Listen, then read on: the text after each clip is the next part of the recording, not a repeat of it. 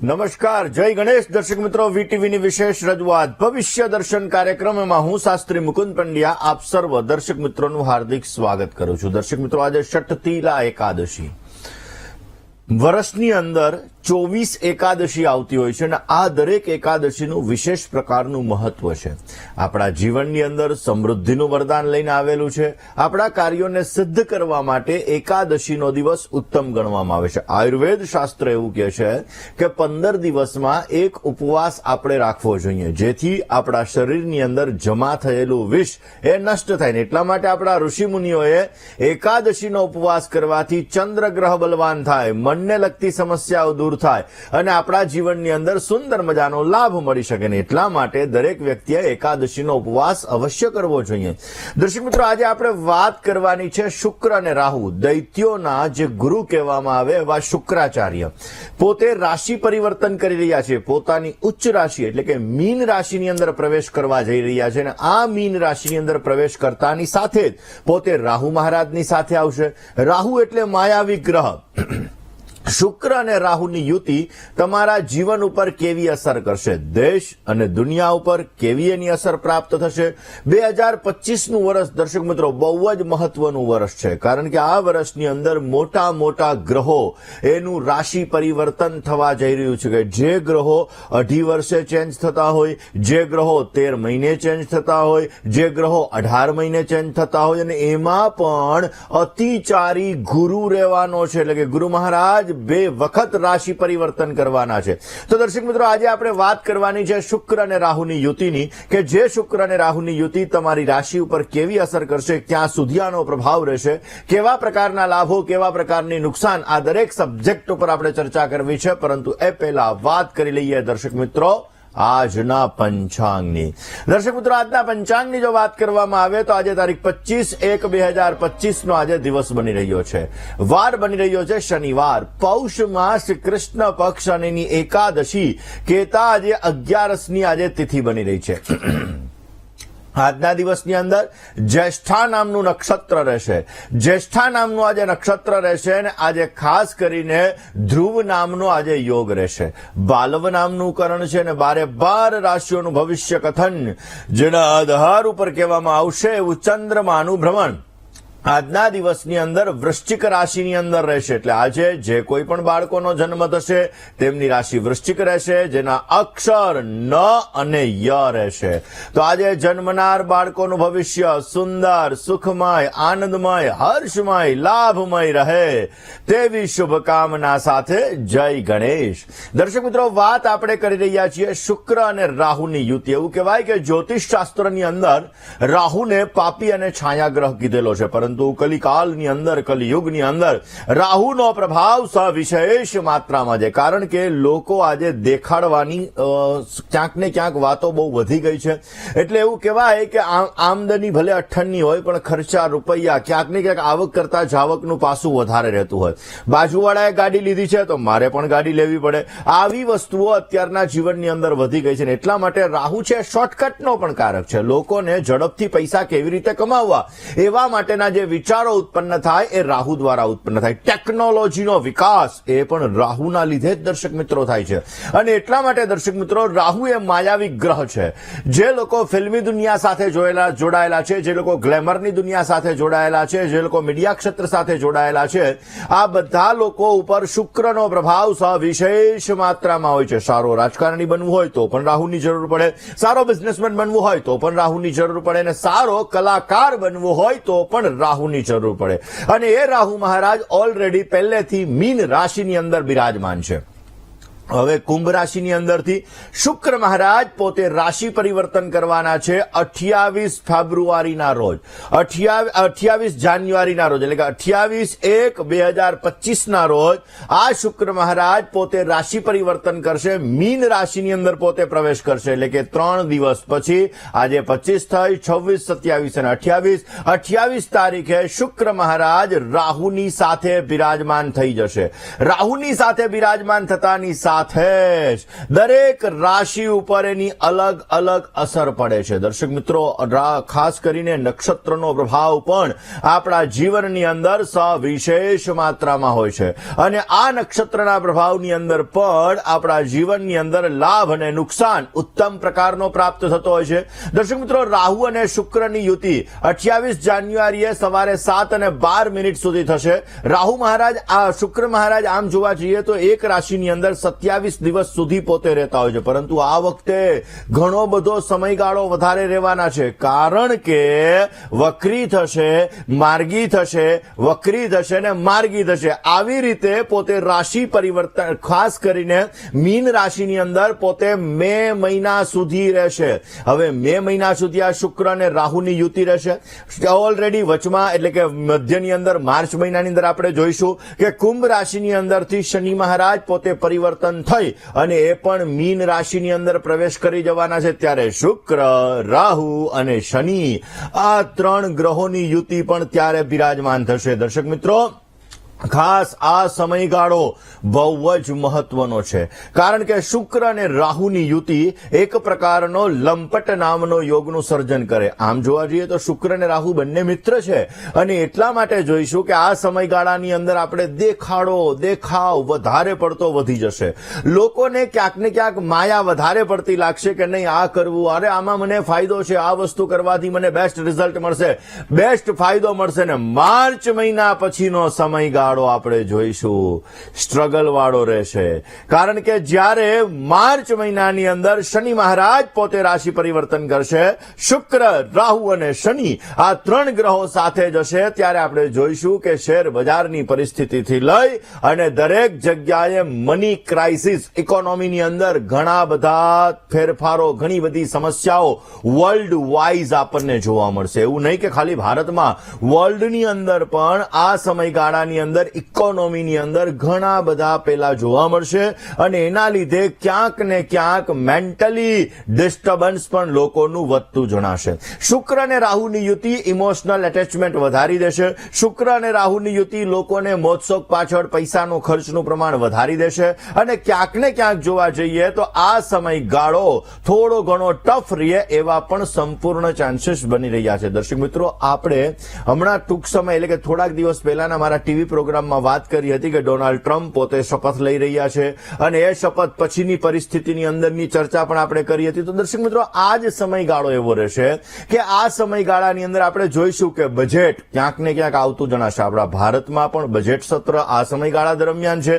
વિદેશોની અંદર એટલે કે અમેરિકાની અંદર જે વિશ્વની મહાસત્તા છે એની અંદર પણ બજેટ ટૂંક સમયની અંદર ક્યારે પણ થશે.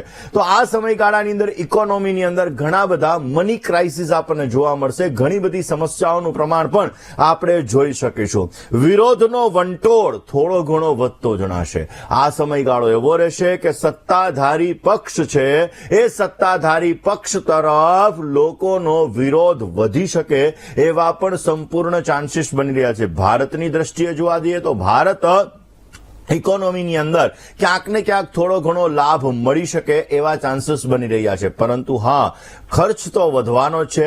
ઇકોનોમીની અંદર ક્યાંક ને ક્યાંક ભલે આપણને બેનિફિટ વધારે મળે, પરંતુ ક્યાંક ને ક્યાંક જોવા જઈએ તો મોંઘવારીનો દર, મોંઘવારીને લગતી સમસ્યાઓનું પ્રમાણ પણ વધવાના સંપૂર્ણ ચાન્સીસ બની શકે છે. શુક્ર અને રાહુની યુતિ મીન રાશિની અંદર થશે. મીન એટલે ગુરુ મહારાજની રાશિ. દર્શક મિત્રો, શુક્ર એ દૈત્યોના ગુરુ છે, ગુરુ મહારાજ એ દેવોના ગુરુ છે અને એટલા માટે જ્યારે શુક્ર અને રાહુની યુતિ થશે, રાહુ એ ઉપરનું મસ્તક છે, કેતુ એ નીચેનું ધડ છે અને એટલા માટે જ્યારે આ શુક્ર અને રાહુની યુતિ થશે તો મેષથી લઈ અને મીન રાશિના જાતકોને અલગ અલગ અસર કરવાની છે.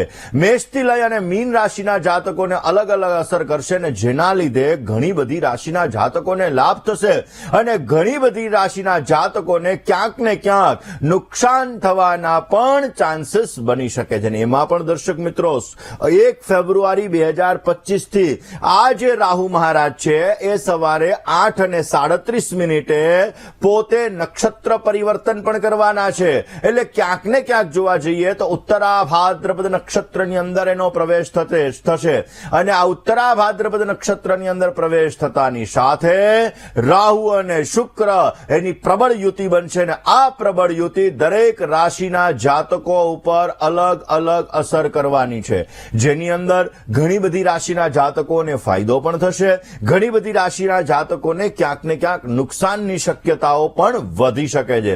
દર્શક મિત્રો, આ જે રાશિનું છે ખાસ કરીને જોવા જઈએ તો શુક્ર રાહુની યુતિ 18 વર્ષ પછી આ મીન રાશિની અંદર બંને ગ્રહો ક્યાંક ને ક્યાંક જોવા જઈએ તો 18 વર્ષ પછી આ યુતિ એવી છે કે જે યુતિ ક્યાંક ને ક્યાંક જીવનની અંદર ઘણા બધા બદલાવ પણ લઈને આવેલી છે. ઘણા બધા જાતકોને આ યુતિના લીધે ઘણી બધી સમસ્યાઓ, ઘણા બધા લાભો, આ વસ્તુઓનું સર્જન થાય એવા પણ સંપૂર્ણ ચાન્સીસ બની રહ્યા છે. શુક્ર એ ક્યાંક ને ક્યાંક જોવા જઈએ તો ગ્લેમરનો કારક છે. શુક્ર ક્યાંક ને ક્યાંક જોવા જઈએ તો શૃંગારનો પણ કારક છે. શુક્ર ક્યાંક ને ક્યાંક જોવા જઈએ તો મોજ શોખનો પણ કારક ગ્રહ માનવામાં આવે છે. અને આ શુક્ર ગ્રહ છે એ પોતે રાશિ પરિવર્તન કરી પોતાની જ ઉચ્ચ રાશિની અંદર પોતે પ્રવેશ કરવાના છે. પોતાની ઉચ્ચ રાશિની અંદર પોતે પ્રવેશ કરશે અને એટલા માટે ત્યાં રાહુ મહારાજની સાથે માયાવી ગ્રહની સાથે પોતે યુતિની અંદર આવશે. માયાવી ગ્રહની સાથે યુતિની આવતાની સાથે જ અને આ એક નક્ષત્રની અંદર જ એટલે કે ઉત્તરા ભાદ્રપદ નક્ષત્રની અંદર જ ક્યાંક ને ક્યાંક જોવા જઈએ તો આ બંને ગ્રહની યુતિ થશે. આ બંને ગ્રહની યુતિ ઉત્તરા ભાદ્રપદ નક્ષત્રની અંદર થતાની સાથે જ બંનેનો પ્રભાવ દેશ ઉપર, દુનિયા ઉપર, દરેક રાશિ ઉપર અલગ અલગ રહેવાનો છે. તો કઈ રાશિના જાતકોને ફાયદો થશે, કઈ રાશિના જાતકોને સમસ્યા થશે, રાશિ વાઇઝ આપણે ચર્ચા કરીએ. દર્શક મિત્રો, 28 તારીખે શુક્ર મહારાજ પોતાની ઉચ્ચ રાશિ એટલે કે મીન રાશિની અંદર પ્રવેશ કરવાના છે. રાહુ અને શુક્રની યુતિ ઉત્તરા ભાદ્રપદ નક્ષત્રની અંદર થવાની છે. આજ રાહુ મહારાજ 18/5/2025 ના રોજ પોતે મીન રાશિની અંદરથી નીકળી અને કુંભ રાશિની અંદર પ્રવેશ કરશે, કારણ કે રાહુની ઊંધી ચાલ હોય છે અને એટલા માટે રાહુ મીન રાશિમાંથી નીકળશે અને કુંભ રાશિની અંદર પ્રવેશ કરશે.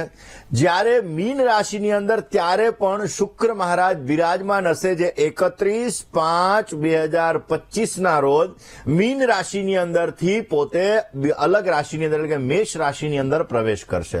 એટલે દર્શક મિત્રો, ક્યાંક ને ક્યાંક જોવા જઈએ તો આ શુક્ર રાહુની યુતિ માર્ચ મહિના પછીનો જે સમયગાળો, જ્યારે શુક્ર, રાહુ અને શનિ આ 3 ગ્રહોની જ્યારે યુતિ થશે તો આ સમયગાળો માર્ચથી લઈ અને મે મહિના સુધીનો જે સમયગાળો હશે, આ સમયગાળો ક્યાંક ને ક્યાંક થોડો ઘણો આર્થિક રીતે મોંઘવારીની અંદર પણ સમસ્યાઓનું સર્જન કરી શકે એમ છે. કોલર મિત્ર સાથે વાત કરવી છે, સમસ્યાનું સમાધાન મેળવવું છે. હલો, જય ગણેશ. જય ગણેશ. બોલો બેન. મારી જન્મ તારીખ છે 19/7/95. 19/7/95. સમય સવારે 6 વાગે. જન્મસ્થળ છે ભાવનગર જિલ્લાનું ગામ. ભાવનગર જિલ્લાનું શિહોર ગામ કે કયું ગામ? ચારવદર. હા, તમે ગામનું નામ તો બોલો, નહીતર ક્યાંથી ખબર પડે. પ્રશ્ન શું હતો? મારો પ્રશ્ન છે કે મારે લગ્ન યોગ ક્યારે છે અને મને ખાસ કરીને લાઈફ પાર્ટનર કેવો મળશે મારા? ઓકે, જન્માક્ષરની વાત કરી લઈએ. કર્ક લગ્નની કુંડલીની અંદર સૂર્ય મહારાજ લગ્ન ભુવનની અંદર છે અને સપ્તમાધિપતિ શનિની સાથે ચંદ્ર મહારાજ બિરાજમાન છે. ચંદ્ર અને શનિનો વિષયોગ. દર્શક મિત્રો, ચંદ્ર અને શનિનો વિષયોગ જ્યારે થાય ત્યારે અમુક સમયાંતરે મનને થોડુંક ડિસ્ટર્બ કરે. મંગળની જ્યારે ભાગ્યસ્થાન ઉપર દ્રષ્ટિ હોય, મંગળ જ્યારે ભાગ્ય ભુવનની અંદર હોય તો આવા વ્યક્તિઓને ધર્મ ઉપર શ્રદ્ધા હોવા છતાં અમુક સમયે શંકા, કુશંકાઓનું પ્રમાણ પણ રહેતું હોય, જે તમને પણ રહેતું હશે બેન.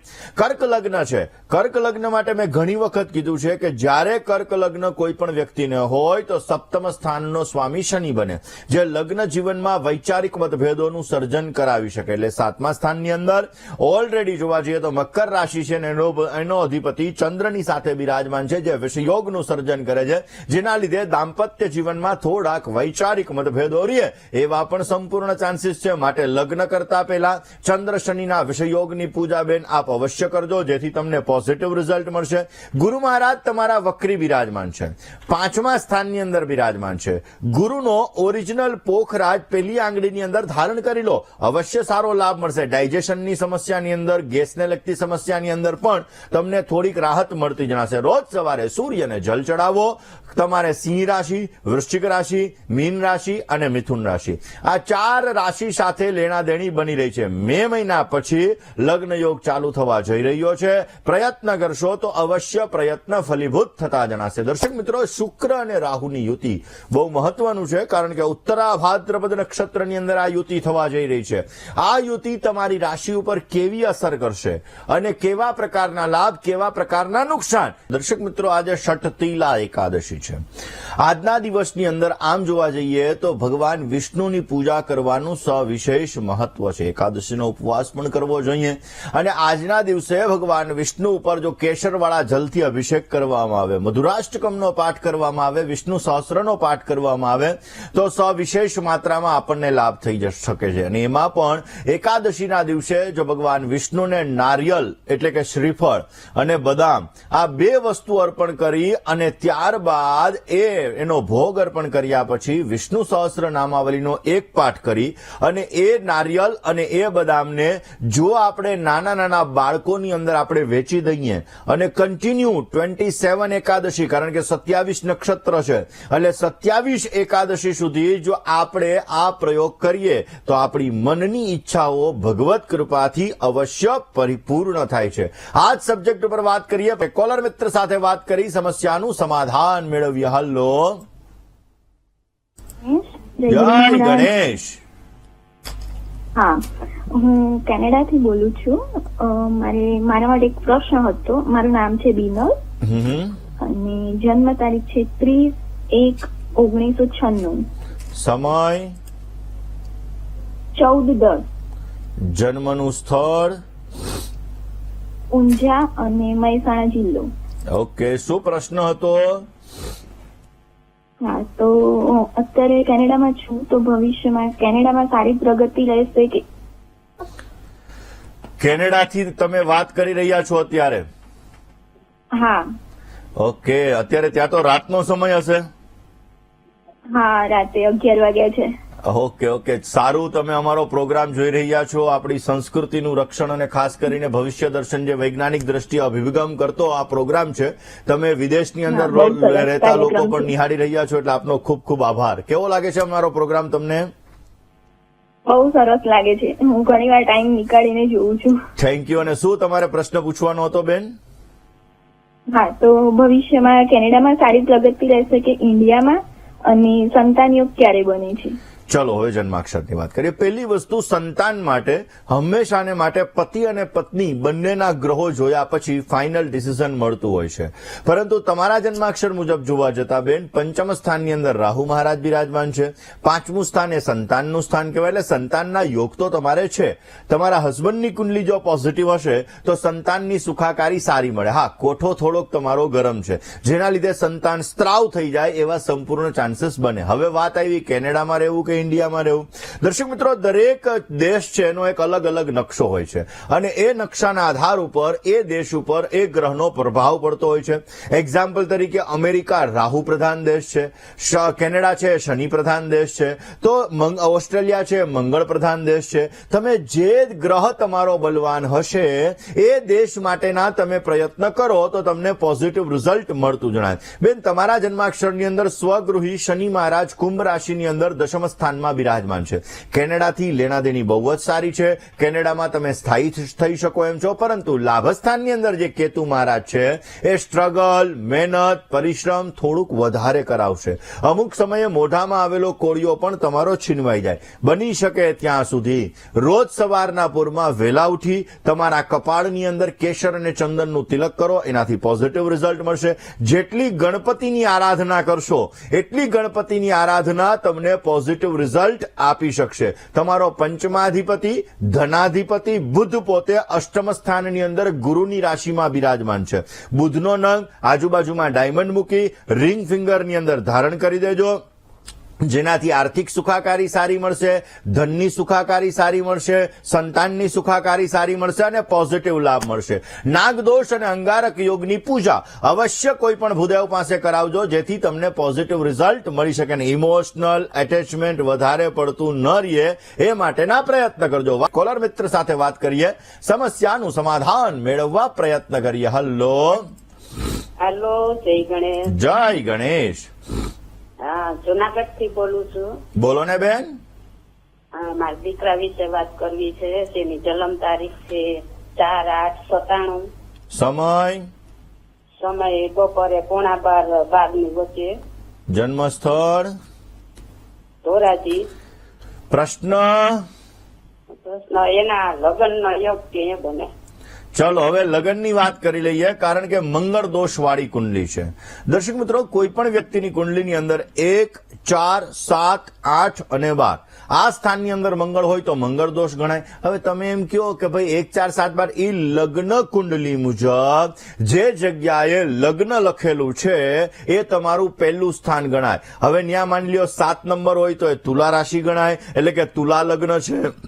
8 નંબર હોય તો વૃશ્ચિક લગ્ન ગણાય, કારણ કે લગ્ન એ તમારું શરીર છે, ચંદ્ર એ તમારું મન છે અને એટલા માટે આપણે ચંદ્ર રાશિ ઉપર નામ પાડતા હોઈએ છીએ. હવે લગ્ન મુજબ જોવા જઈએ તો મંગળ તુલા લગ્નની કુંડલીની અંદર મંગળ મહારાજ પેલા સ્થાનની અંદર બિરાજમાન છે. મંગળ દોષવાળી કુંડલી છે. મંગળ દોષવાળી કુંડલી હોય એટલે લગ્નમાં વિલંબ વિચ્છેદ જેવી સ્થિતિઓનું સર્જન કરાવડાવે. શનિ મહારાજની ઓલરેડી જોવા જઈએ તો 7મી દ્રષ્ટિ 12મા સ્થાન ઉપર પડે ને દશમ સ્થાનની અંદર સૂર્ય અને ચંદ્ર બંને ગ્રહો સાથે છે, જેમાં સૂર્ય 18 અંશનો છે, ચંદ્રમાં 28 અંશનો છે. હવે એ મુજબ જોવા જઈએ તો સૂર્ય ચંદ્રની પૂજા અવશ્ય તમારે કરવી હિતાવહ રહેશે. રખડતા શ્વાનને દૂધ તમારા દીકરાને કયો અર્પણ કરીને મંગળવારે માલપુવાનું દાન કરવાનું કહો. અવશ્ય લગ્ન માટેના યોગો મિથુનના ગુરુમાં ચાલુ થશે, એટલે કે મે મહિના પછી આનો લગ્ન યોગ સારામાં સારો ચાલુ ભગવાનની કૃપાથી થવા જઈ રહ્યો છે, જેમાં વૃશ્ચિક રાશિ, કુંભ રાશિ, મિથુન રાશિ અને કન્યા રાશિ આ 4 રાશિ સાથે સારી લેણાદેણી બનશે. જે દર્શક મિત્રોનો આજે જન્મદિવસ છે એવા દરેક દર્શક મિત્રોને પ્રથમ તો જન્મદિવસની ઘણી બધી શુભકામનાઓ. તમારા જીવનની અંદર તમે સારી પ્રગતિ કરી શકો, તમારા કાર્યો સિદ્ધ થાય અને તમારી દરેક પ્રકારની મનની મનોકામનાઓ પરિપૂર્ણ થાય તેવી ભગવાન સિદ્ધિવિનાયકના ચરણ કમલની અંદર પ્રાર્થના સાથે મારા તરફથી ભવિષ્ય દર્શનની ટીમ અને વીટીવી પરિવાર તરફથી આપને ઘણી બધી શુભકામનાઓ. આ વર્ષ તમારા માટે લાભદાયી રહેશે. આ વર્ષની અંદર બની શકે ત્યાં સુધી લક્ષ્મીનારાયણ ભગવાનની રોજ પૂજા કરજો અને શ્રી સુક્તમનો પાઠ કરજો. અવશ્ય તમને સારો લાભ મળશે. જેની આજે લગ્નની તારીખ છે એવા દરેક દંપતીઓને પ્રથમ તો લગ્ન દિવસની ઘણી બધી શુભકામનાઓ. તમારું દાંપત્ય જીવન મંગલમય, આનંદમય, હર્ષમય રહે તેવી ભગવાનના ચરણોની અંદર પ્રાર્થના.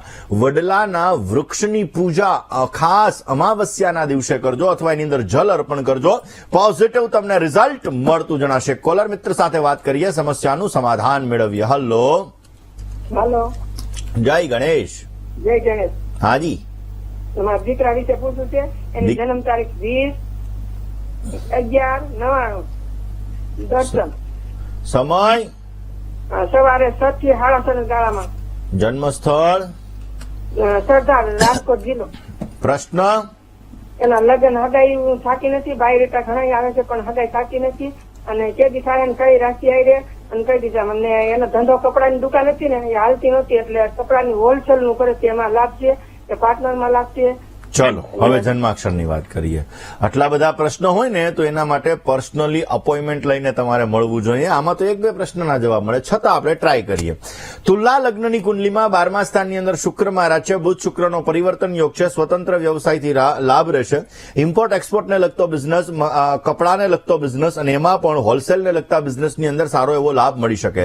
7મું ભાગીદારીનું સ્થાન છે અને 7મું દાંપત્ય જીવનનું સ્થાન છે, જેના લીધે લગ્નમાં વિલંબ વિચ્છેદ થાય, દાંપત્ય જીવનની અંદર થોડીક સમસ્યા સર્જાય. 90-99% લગ્નની વાતો આવીને અટકી જાય. ભાગીદારી વર્ગમાં પણ સમસ્યાઓનું સર્જન થાય. ભાગીદારી કરતા સ્વતંત્ર વ્યવસાયની અંદર લેણાદેણી સારી છે. મિથુન રાશિ, કન્યા રાશિ, મકર રાશિ અને મેષ રાશિ 4 રાશિ સાથે લેણાદેણી સારી બની રહી છે. મંગળ દોષ છે, 7મે ગુરુ શનિ છે, એના લીધે લગ્નમાં વિલંબ થવા જઈ રહ્યો છે.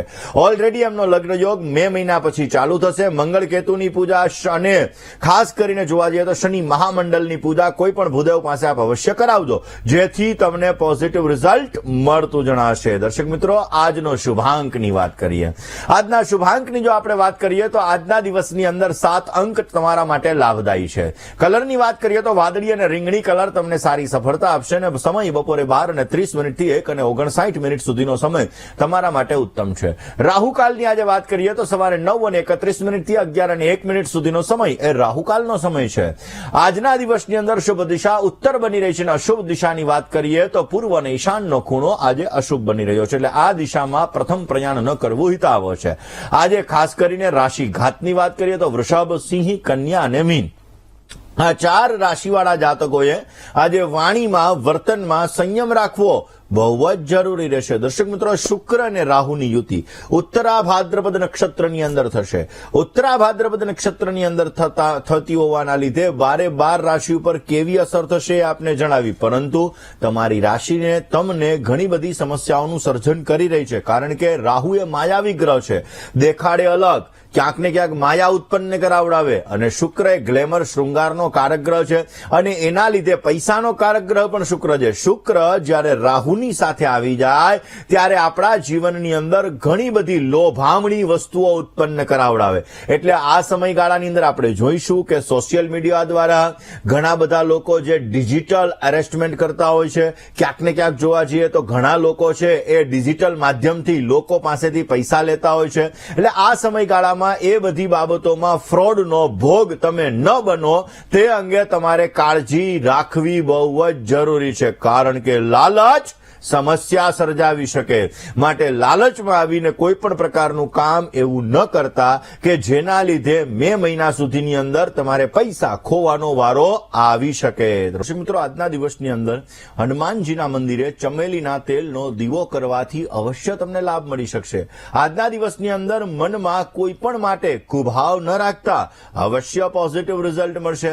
આજે ઓમ ચિરંજીવીને નમઃ આ મંત્રનો જપ કરવો જોઈએ. અને દાનની વાત કરીએ તો બાળકોની અંદર પુસ્તકો અને પેનનું દાન કરવાથી અવશ્ય તમને સારો લાભ મળતો જણાશે. દર્શક મિત્રો, આપના ફોન કોલ્સ નથી લાગી રહ્યા અને તમારે તમારી સમસ્યાનું સમાધાન મેળવવું છે તો અમારું પત્ર વ્યવહાર માટેનું સરનામું નોટ અને પેન લઈને નોંધી લેશો.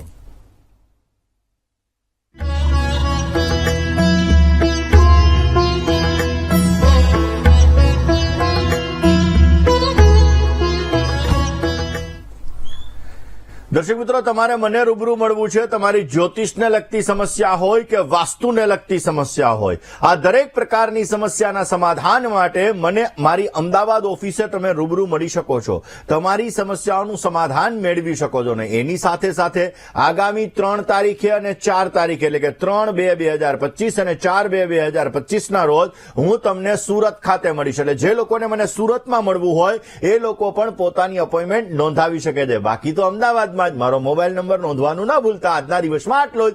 આવતીકાલે નવા વિષય સાથે, નવા સબ્જેક્ટ સાથે ફરી તમારી સમક્ષ હું હાજર થઈશ. ત્યાં સુધી મને એટલે કે મુકુંદ પંડ્યાને રજા આપશો. જય ગણેશ.